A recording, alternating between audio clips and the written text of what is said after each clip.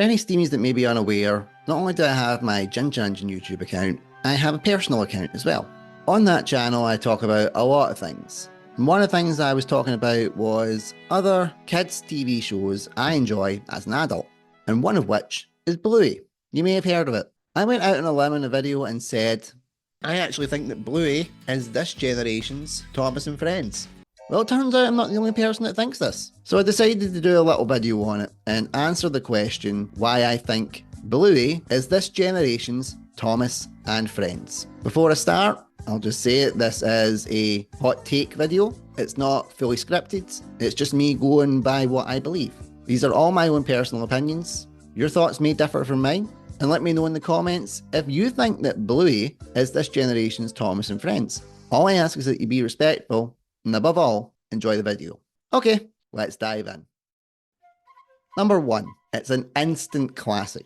I think it's safe to say that Bluey has become a classic all around the world. Everybody talks about Bluey, kids and adults alike, and we'll get into that point a little bit later.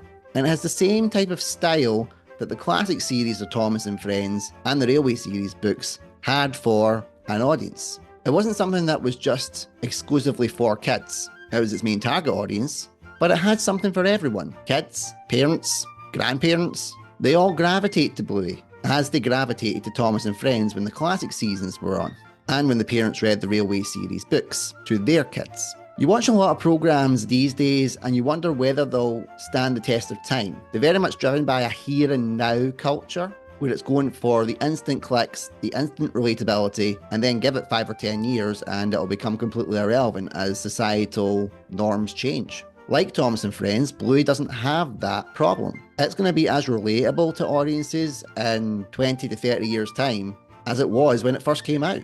And the classic series of Thomas and Friends and the Railway series books have more than held that standard. So speaking of kids, I go into my next point. Neither Bluey or Thomas pander to children. We all know what George Carlin had said about Thomas and Friends when he was the US narrator for seasons 3 and 4, that the children weren't pandered to. Any morals were massaged into the framework of the show, and the Railway series books were like that as well. The Reverend W. Awdry treated its audience with intelligence and let them figure out the meanings and the morals for themselves. Bluey is very much the same type of show. Kids will watch an episode of Bluey and they'll take away a completely different set of morals than the parents will. Now, my kids don't watch Bluey as much, but they do watch it every now and then. And anytime they do, as they're getting older, they take away something completely different than a couple of years ago. And when I watch it with them, I take away something. It's very rare that you get multi-layered shows where everybody can relate to it and take something away from it that maybe another person didn't quite see. Bluey has that, and Thomas and Friends definitely has that.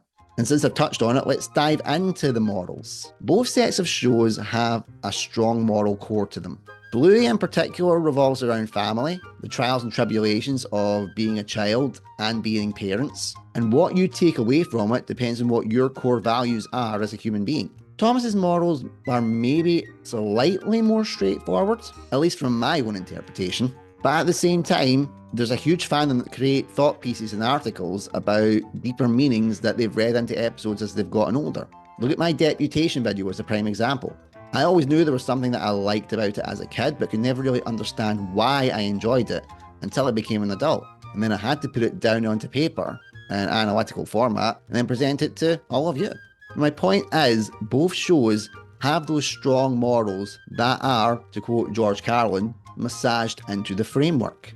And it doesn't shy away from the good points and bad points of life. Thomas in particular had dark themes when it came to the idea of life and death in the form of engines being scrapped. Bluey deals with it in a bit more of a on-the-nose way, which is why lots of people gravitate to it. And not just kids, but adults as well. There is a huge following for Bluey, and rightly so. And one thing that I've noticed, in particular with Bluey, there are a lot of adult-only Bluey groups on social media, where many people admit that they don't watch the show with their kids anymore. They'll watch it themselves because they find it an enjoyable show. It's smart, it's funny, it's witty, it's clever. Now I wonder what show kids and adults still relate to now that has the same concept as Bluey. I'll give you a clue. It was released in 1984. Thomas does have a large demographic of babies and toddlers, thanks to All Engines Go. But older kids, young adults, and adults all still gravitate to the classic series of Thomas and Friends, and not to mention the Brenner era, because these were well-crafted stories, engaging characters, and it had a charm and a vibrance about it that we still relate to this day. It's why there are so many Thomas and Friends groups on social media, and it's why there are so many YouTube channels dedicated to Thomas and Friends, myself included. Which brings me to my final point. America is itching for Bluey. Most people will be aware of this, but for those that aren't, Bluey is an Australian children's program. It has its own autonomy, its own identity, and its own freedom to be its own show. And that's why people find it so charming. The same way that people found Thomas and Friends and the Railway series so charming, because it was a British show. It was a show that was originally for its own demographic, but became recognised to a larger audience. Bluey had one advantage over Thomas and Friends, is that it came out in an age of streaming, so it's easily accessible to the world. Thomas and Friends had to take a bit more of a long and windy road for American audiences to fall in love with this lovable tank engine and his friends. But when America got exposed to it, they wanted it, and they wanted to make it their own. With some good results in terms of Shining Time Station, and some bad results that we now know of through All Engines Go, and Mattel just being pricks. Because when a franchise and an IP get popular, it does want to be presented to a global audience. And the biggest exposure is an American market. And a lot of American big companies are desperate to get their hands on Bluey, because they think that they can do Bluey better. And one final point that I've thought of that wasn't initially on my list, the show works at its own schedule. The classic series of Thomas and Friends worked because they took a lot of time in between seasons to create the show that they wanted to create. They had full autonomy, they had a clear vision, they wanted to always take it to the next level, and they did a great job when it was under their own control. It was when it started falling into the serialized format of having to produce 26 episode seasons every single year, bringing in a writing staff that were unfamiliar with the show, that was when the quality started to decline for Thomas and Friends. It became corporate.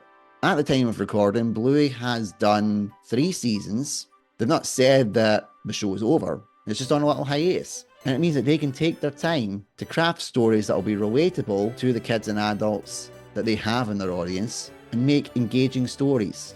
It's not a Thomas and Friends season 6 onward scenario where they're constantly being pressured by higher ups to churn out content that isn't good. There are a lot of parallels between Bluey and Thomas and Friends, especially in the classic era. But the franchise that Thomas and Friends has become is also a warning to the Bluey franchise that we have just now. Learn from the mistakes that Thomas and Friends made. Thomas and Friends was a victim of its time. It had to rely on old-fashioned methods to get a global audience exposure.